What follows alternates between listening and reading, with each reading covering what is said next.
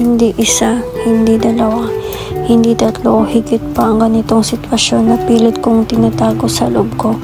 Pero kusang tumutulong mga luha ko pag nalala ko. Lagi kong iniisip na sana matapos na lahat ng paghihirap ko, na sana inihiling mo na lang na hindi na sana nangyari ang lahat ng nangyayari, at sana okay pa tulad ng dati. Hindi ko talaga maiwasan umiyak pag sobrang sakit na talaga. Sabi nila pagsubok lang yan. Ang astig naman ng pagsubok na to, parang kamatayan. Tama naman na durog na ako. Hindi ba pwedeng tama na, kasi di ko na kaya, kasi sobrang sakit na.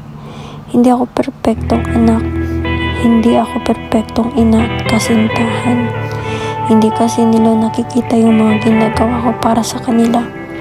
Para saan pang paghihirap ko kung hindi para sa kanila lahat ng mga ginagawa ko? At sa mga taong nag-traitor sa akin, na minahal ko bilang kapatid at pamilya ko, bakit kayo ganyan? Sana nilaan ko na lang sa pamilya ko lahat ng oras ko, kaysa kayo ang kasama ko. Hindi rin ako mabuting ina sa mga anak ko. Dami kong pagkukulang, sobrang dami. At hindi rin ako perpektong kasintahan. Sorry kasi bigla akong nagbago. Sorry kung bigla nagbago ang pagtrato ko sa'yo. Sorry sa lahat. Sa pamilya ko, sa anak ko, sa lahat-lahat.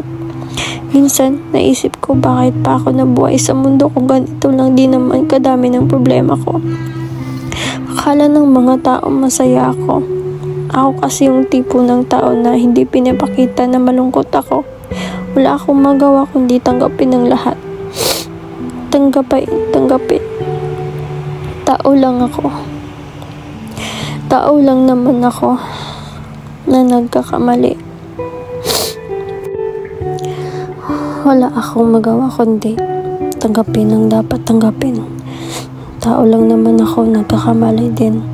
Pero pipilitin kong mabuting tao para sa mahal ko sa buhay. Hindi lahat ng panahon nasa baba tayo. Balang araw, ako naman ang nasa taas. At nakakalungkot lang isipin na minsan ang mga taong mahalaga sa atin ay hindi tayo mahalaga sa kanila. At masakit man, kailangan nating tanggapin na hindi lahat ng tao mananatili. Minsan, ang pagsuko na lang ang natitirang choice. Iniisip ko rin na kahit malungkot man ang buhay, may dahilan pa rin para sumaya.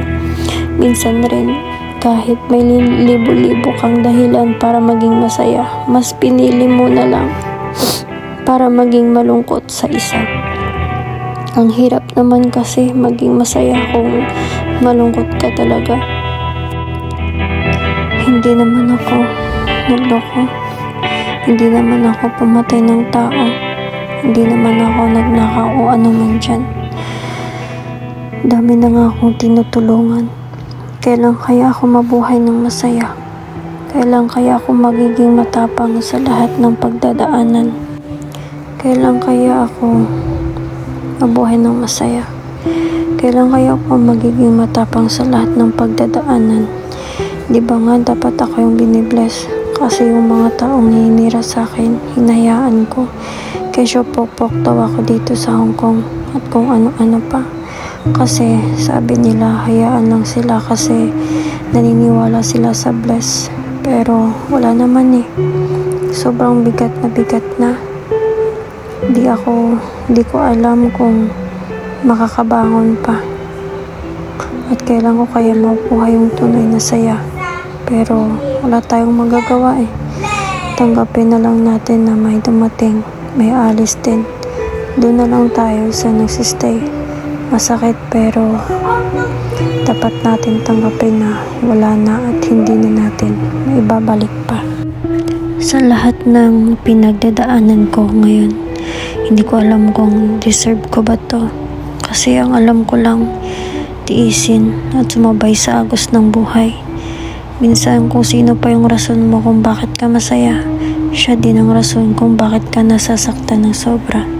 Masakit man, kailangan nating tanggapin na hindi lahat ng tao ay mananatili sa atin.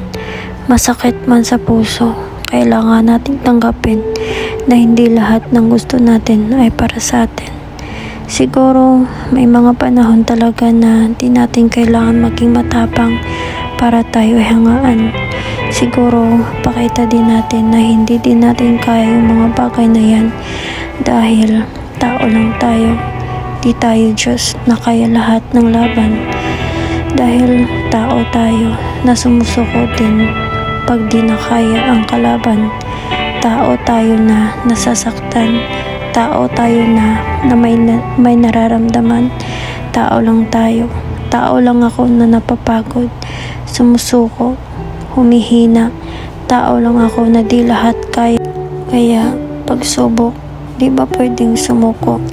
At lagi akong ganito. Ginagawa ko na lang magkulong sa CR.